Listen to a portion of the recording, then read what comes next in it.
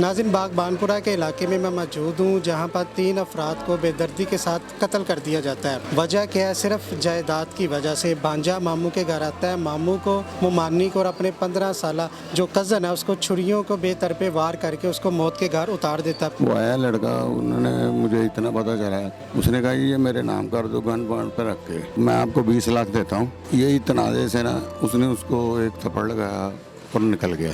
कल जो है 3:30 बजे आया, पहले मेरे बहनोई को उसने फ़ोन करके नीचे बुलाया, उसको उसने गोली मारी है। उसके बाद उसने मेरी सिस्टर को फ़ोन करके बुलाया कि आपका मियाँ जो है ना नीचे बेहोश पड़ा हुआ है। वो भागी भागी नीचे आई है, उसको मार दिया।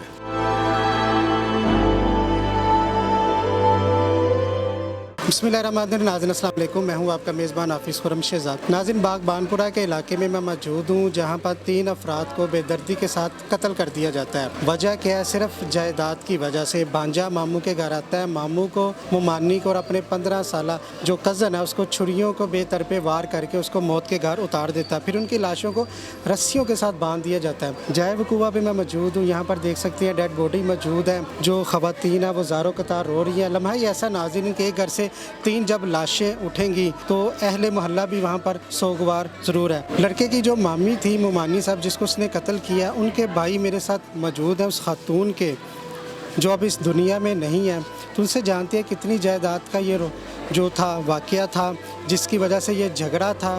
तो इससे कबल भी पहले कभी झगड़ा हुआ था या नहीं हुआ, इनके इल्म में था कि नहीं? सबसे पहले बहुत अफसोसनाक, हमारी पूरी टीम आपके साथ ताज़ियत करती है। इस घड़ी में आपके साथ हम बराबर के शरीक हैं। कब से ये झगड़ा जारी था?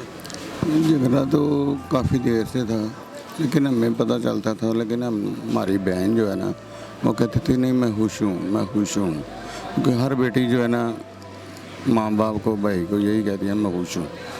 हमें कुछ नहीं बताती थी, लेकिन झगड़ा जो है ना इनका काफ़ी देर का चल रहा था। तो ये जायदाद थी जिसका झगड़ा था? जायदाद कभी मैंने कभी पूछा नहीं उनसे, लेकिन यही है ज़्यादा से ज़्यादा। वो आया लड़का, उन्होंने मुझे इतना पता चला कि उसने कहा ये जो आपके नाम है ना ये मेरे नाम कर दो। जिस घर में रहते थे? हाँ, ये वाले घर में, कि ये मेरे नाम कर दो जिसने मारा है। उसने कहा ये मेरे नाम कर दो गन पॉइंट पर रख के अपने मामे को, तो मैं आपको 20 लाख देता हूँ, हाँ मुझे दे दें। ये नहीं मुझे पता वो 20 से ज़्यादा थी कि या कम थी या जो भी थी। वो यही तनाज़े से ना उसने उसको एक थप्पड़ लगाया और निकल गया। 2 दिन बाद वो सुबह कल जो है 3:30 बजे आया। वो रात जो सुबह के 3:30 थे उस टाइम आया जो तहज्जुद का टाइम होता है? हाँ जी, नमाज का टाइम, उस टाइम आया। उस टाइम आ गए तो उसने जो भी आपके सामने पहले मेरे बहनोई को उसने फ़ोन करके नीचे बुलाया, उसको उसने गोली मारी है। उसके बाद उसने मेरी सिस्टर को फ़ोन करके बुलाया कि आपका मियाँ जो है ना नीचे बेहोश पड़ा हुआ है। वो भागी भागी नीचे आई है, उसको मार दिया। गोली मारी है, लेकिन FIR पे तो वो जो खबर कल चली थी छुरियों के वार का बताया गया। मैंने वैसे तस्वीर देखी थी कल की, वो जो मलक साहब ने मुझे भेजी थी, वो मुझे ऐसे ही लग रहा था कि ये गोली लगी हुई है। लेकिन ये गोली थी या जो भी थी, मैं हो सकता है छुरी मारी हूँ। तो वो तस्वीरें जो मुझे आई थी मलक साहब ने मुझे भेजी थी। तो दूसरी बात कि वो बेटा जो है माँ बाप को देखते जल्दी आया कि मैं देखूं कि मेरा माँ बाप भी नहीं आया। वो जब आया है तो उसको भी पकड़ के उसको भी मार दिया। दूसरे बेटे को नीचे आया तो जैसे ना कोई नमाजी गुजर रहा था, उसने उसको बचाया कि ये बच्चा रो रहा है, तुम कौन हो? वो कह रहा है जी नहीं नहीं बच्चे इतना सियाना था, इतना को होगा। तो वो कह रहा था कि जी कि टोटल बहन के बच्चे कितने थे? 4। सबसे बड़े को मार? 2 भाई थे, 2 बहनें थी। तो उसने ना वो बयान दिया है उसे, वो बाबे को, कि ये मुझे मार रहे हैं, ये मुझे छुड़ा लें इनसे, ये मुझे मार देंगे। वो बाबे ने जो भी गुजरा था, कोई फरिश्ता था या कौन था, उसने वो बच्चे को बचा के ना उसको एक थप्पड़ लगाया। वो जो लड़के हैं। आप पहले मोहल्ला है? जी जी। आपने क्या देखा, कब पता चला?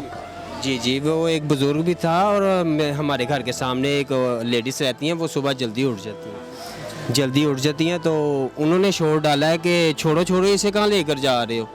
तो वहाँ पे नमाजी भी जा रहे थे, तो उन्होंने जब उसकी तरफ भागना शुरू किया तो वो बच्चे को छोड़कर भाग गया। तो उसके बाद हम एक जनाजा पढ़ना था, हमारे मोहल्ले में फौतगी हुई थी, तो हम वो जनाजा पढ़ कर आए थे, तो 2 पुलिस वाले खड़े हुए थे, तो वो इनसे तफ्तीश कर रहे थे, तो वो ये कंप्रोमाइज़ नहीं थे कर रहे, इन्हें पता ही नहीं था घर वालों को। तो उसके बाद हम बैठ गए इधर ही, हमें पुलिस वाले कहते हैं आप आगे जाओ, हमने कहा हमारा मोहल्ला है, हम आगे कहाँ जाएँ। हम कितने बजे का टाइम? ये तकरीबन 9:30 बजे का टाइम था। 9:30 बजे का टाइम था, तो हमें कह रहे हैं आगे जाओ। हमने कहा कि हम इधर मोहल्ले में रहते हैं, हम आगे किधर जाएं। हम इधर बैठ गए, अगर हमने कहा हम इधर ही बैठे हैं, हमारे घर रहेंगे। तो उसके बाद इधर पुलिस ही पुलिस हो गई है। तब तक आपको नहीं पता था वाकया का? हमें कुछ नहीं था पता। फिर उनके बड़े भाई ने हमें बताया कि इस तरह वारदात हो गई है, तो फिर हमें पता चला। फिर उन्होंने ये गेट तोड़ा है, गेट तोड़ने के बाद फिर पता चला कि 3 मर्डर हो गए हैं यहाँ पे। अच्छा, आपको कब इत्तला मिली कि आपकी बहन को कत्ल कर दिया? हमें 10 बजे पता चला कि वो अगवा हो गए हैं।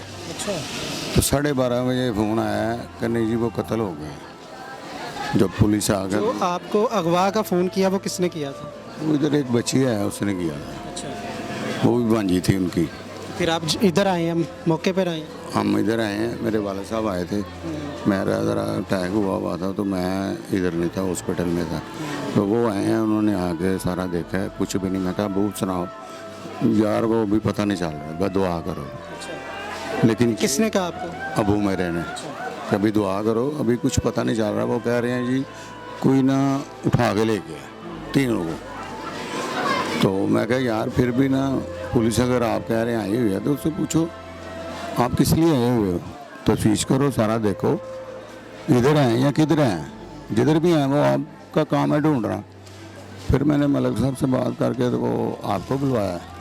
तो मेरे आने से पहले आप कल भी होकर चले हुए थे, लेकिन मैं ज़रा लेट आया था।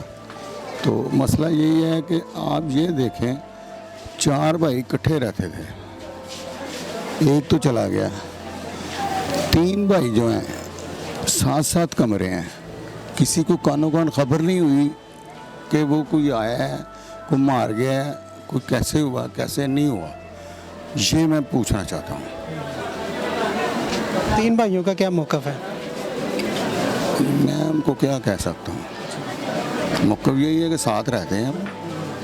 एक बड़ा भाई है, 2 छोटे हैं। अच्छा, आपकी जो सिस्टर की ये शादी हुई है, ये रिश्तेदारों में नहीं थी? नहीं, ये शेख बरादरी है, हम कश्मीरी हैं। कितना अर्सा हो गया शादी? 17 साल हो गए, 16 या 17 साल हो गए। 17 साल में उनके जो हस्बैंड हैं, उनके जो दूसरे देवर वगैरह हैं, उनका क्या रवैया अच्छा था? ठीक था। ये ना 6-7 साल से इनका कोई तनाज़े यही चल रहे थे जदाद के, लेकिन बढ़ते बढ़ते ज़रा ज़्यादा हो गए। पता चला कि 6 माह पहले ज़रा और ज़्यादा हो गया है। लेकिन मेरी सिस्टर मुझे बताती ही नहीं थी, मैं बड़ा पूछता था, और कोई नहीं पूछता था, मैं ही पूछता था, क्योंकि आपको पता मैं भी मीडिया वाला हूँ। तो मैंने तो पूछना अपने हिसाब से कि यार बताओ मुझे, बेटी हो मेरी, ये है वो है। लेकिन वो डर जाते, नहीं जज भाई मुझे कुछ नहीं हुआ। अब मुलजमान गिरफ्तार हो चुके हैं, मुलजम आपके सामने है, ठीक है, क्या सज़ा चाहते हैं उन्हें मिले? मैं कहता हूँ उनको वैसे फांसी ना हो, सरेआम फांसी हो, मैं ये चाहता हूँ। वरना मैं ऊपर जाऊँगा, जितना भी मेरा जोर लग सकता है, मैं तो यही चाहता हूँ। और कितनी सिस्टर हैं आपकी, कि ये इकलौती बहन थी? ये 5वीं थी, 4 और हैं। इससे कबल नहीं कभी उसने जिक्र किया था कि कोई झगड़ा चल रहा है? उसने किए ही नहीं, इतनी वो थी। इन्होंने कभी गाली भी निकाली है, अगर मारा भी है ना तो उसने मुझे नहीं बताया। वो कहते नहीं मुझे, मैं खुश हूँ। अभी मेरे हिसाब से 8-10 दिन पहले बात भी हुई है, वो कहते मैं खुश हूँ, मेरा मियाँ मेरे साथ है, मैं खुश हूँ। तो वाकई वो खुश होगी, किया तो भांजे ने है ना, वो तो खुशी होगी। अब देख लो, इतना मियाँ बीवी का प्यार था कि इतनी देर से चल रहा था, और गए भी इकट्ठे हैं। वो बगैरत ने जैसे भी किया है, लेकिन गलत हुआ है। मैं सिर्फ यही चाहता हूँ कि उसे ज़्यादा से ज़्यादा जो है ना, सरेआम फांसी दी जाए। नाज़रीन, इनका मुतालबा है कि उस जो मुलजिम है, जो दरिंदा है, उसे सरेआम फांसी दी जाए। किस तरह उसने सुबह जो फजर का टाइम है उस टाइम इधर घर में आया, पहले मामू को फ़ोन किया, वो नीचे आया, उसको मौत की गाड़ उतारा, फिर मामी को फ़ोन किया, उसके बाद जो उनका बड़ा बेटा था 15 साल, वो जब नीचे आता है तो उसको भी मौत के गाड़ उतार दिया जाता है। दूसरे जो कज़न है उसको भी मारने की कोशिश करता है, तो अहले महल्ला के मुताबिक यहाँ से कोई नमाजी गुजर रहे थे, उन्होंने उसकी जान बताई। जाए वकूबा पे मौजूद है, आप यहाँ पर रिक्कत अमेज़ मनाजर भी देख सकते हैं, क्योंकि 3 डेड बॉडी यहाँ पर मौजूद है। तो मेरे पास अल्फाज नहीं है कि इसको किस तरह बयान किया जाए। सिर्फ इतना कहना चाहूँगा, इस तरह के जो दरिंदे को सरेआम फांसी ही देनी चाहिए, ताकि दूसरे जो मुजरमान हैं इससे इबरत हासिल कर सकें। इसी के साथ अपने मेज़बान हाफिज़ खुर्रम शहजाद को दीजिएगा इजाज़त। अल्लाह निगहबान।